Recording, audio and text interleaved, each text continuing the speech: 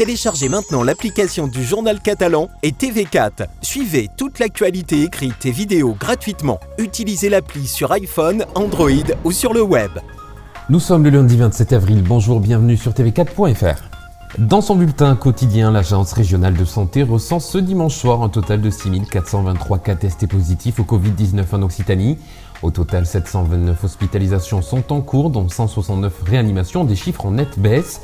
On recense 361 décès en établissement de santé et 2020 retours à domicile. Les Pyrénées-Orientales comptabilisent, elles, 24 hospitalisations, dont 11 réanimations. Des chiffres en baisse également une nouvelle fois. 28 décès dans les PO, 98 dans l'Hérault et 48 dans l'Aude.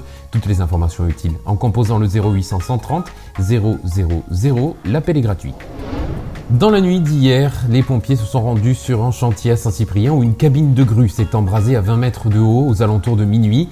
L'engin se situait dans un lotissement de la ville et proche de la déchetterie. Ce sont les services de sécurité sur place qui ont alerté les secours. Au total, 13 pompiers sont intervenus avec un fourgon, une échelle et une équipe spécialisée du GRIMP, le groupe de reconnaissance et d'intervention en milieu périlleux, pour venir à bout durant 1h30 à peu près de cet incendie.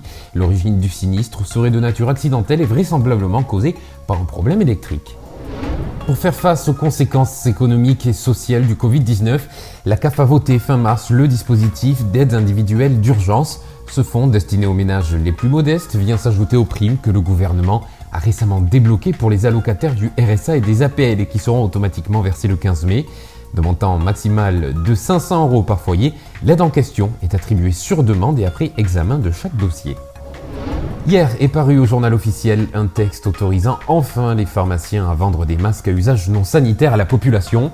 Une modification de la liste des marchandises que peuvent vendre les officines qui était impatiemment attendue.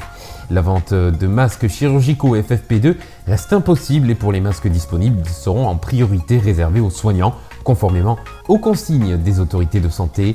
Les pharmaciens peuvent maintenant s'approvisionner en masques grand public afin d'accompagner la politique de déconfinement qui sera dévoilée mardi par le Premier ministre Édouard Philippe.